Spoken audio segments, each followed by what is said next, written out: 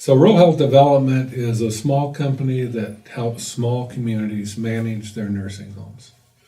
My background is I've been in the nursing home world for 37 years.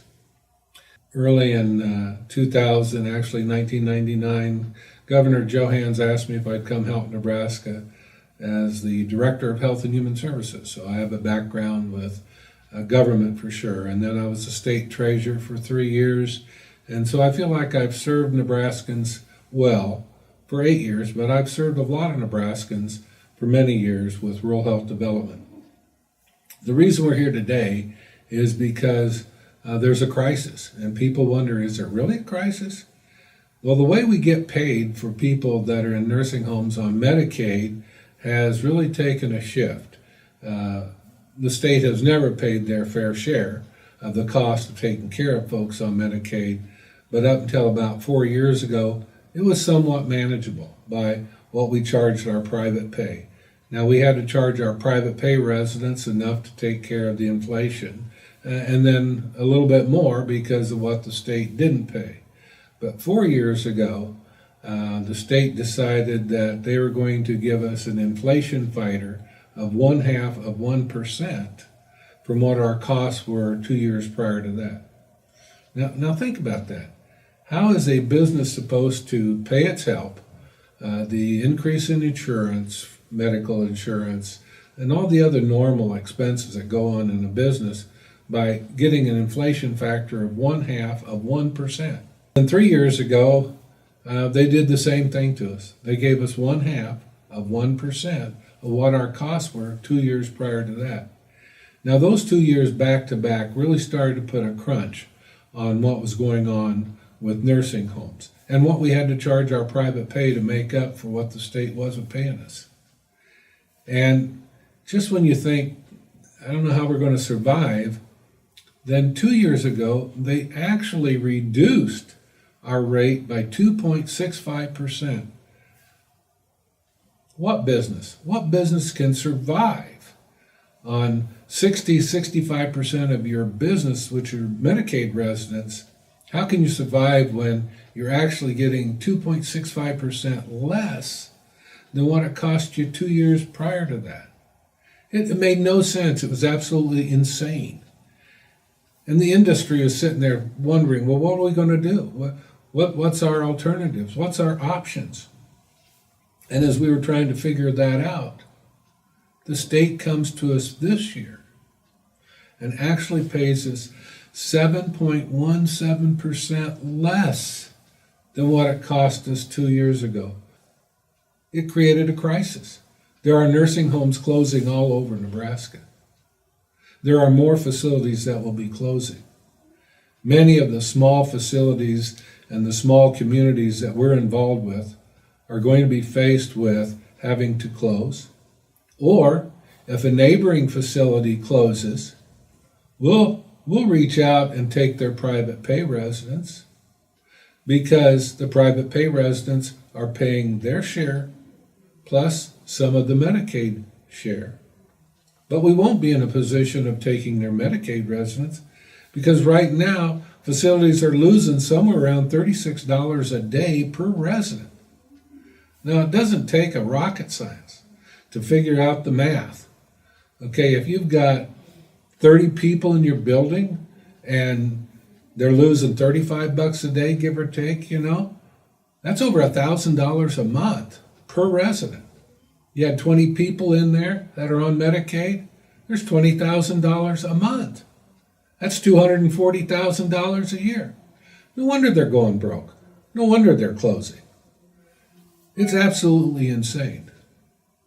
The good news, we have state senators that are aware of what's going on. The fact that these businesses won't be here. Here's another for your analysis, okay? 2012-2013, the actual Medicaid nursing facility expenditure was $324 million. I come out here to 316-317, it's $323 million. That actually went down $1.5 million.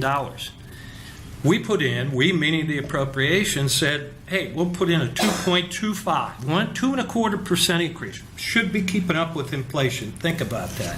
These are ongoing businesses. They're businesses that have ongoing costs. And for 5 years, we actually went down. Well, you could say, so did the census, and I agree with you, except for one thing. They're ongoing businesses.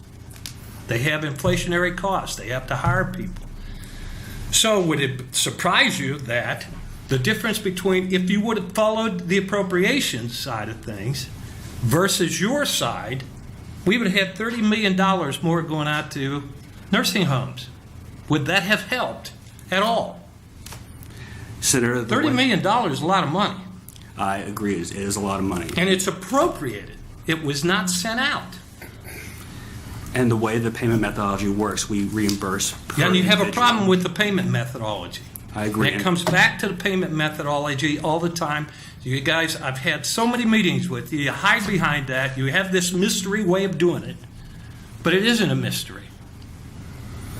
When I look at the bell curve, okay, I look at the per diem. The worst institutions get the least amount of money, but we're going to incent them to get better. How? How does that happen? I think we got a crisis on our hands. Finally, I found somebody that says, by God, if we don't increase rates, we're going to fail. Well, we are. Now, I don't see the department in a sense of urgency. Maybe I'm wrong. Maybe I'll be delighted to see what happens in the rest of this meeting. We take our share of Medicaid folks. That's what we do. We take care of whether they're Medicaid or private pay. We can't continue to do that. If something isn't done now, many of our facilities will be closing. And those area facilities, again, that are closing around us, yeah, we'll take the private pay folks. I've already explained that. I don't know who's going to take their Medicaid folks. They're going to have to move miles and miles and miles away if they can even find a place to live. And if we don't take the responsibility of helping them, whose responsibility is it? It's the governor's responsibility, unless he doesn't want to take care of them or doesn't want that responsibility. The state senators have just decided that, yeah, they understand the crisis now and they're willing to address it. And I really thank Senator Stinner from out in Scotts Bluff. He chairs the Appropriation Committee. This has been on his plate for several years, and he recognizes the crisis that we're in. So there's a lot of senators that say, hey, and I hope the governor says it too. The department, while they act like they're listening to the industry, while they act like they're listening to what the associations have to say, they're going down their own road, they're doing their own thing without adequate communication from the association. We're the people that know what we're doing. It's not the folks sitting there in Lincoln that are deciding how to spend the money. And that's another thing. The legislature appropriates money for nursing homes, and they think we're getting it. Well, they've just learned we're not getting all the money that they appropriate. And the reason for that is because Medicaid is all in a big bucket. And so all these Medicaid programs come out of this bucket. And the department can decide how to do it. There's a bill before the legislature right now that says we're going to have our own bucket. The legislature, I believe, will pass, and I hope the governor does not veto this bill to allow us to have our own bucket within the big bucket, and that money then goes for long-term care. We can monitor it, the senators can monitor it, everybody can monitor it, because we have not been getting our fair share of that appropriation. It's a spin. That spin's coming to an end. The light's coming on. Nebraska is aware of what's going on. It's time to act. It's time to care about what's going on, and it's time to help benefit all of Nebraskans, whether they're poor or whether they're not poor. And that's my comments from Rural Health Development.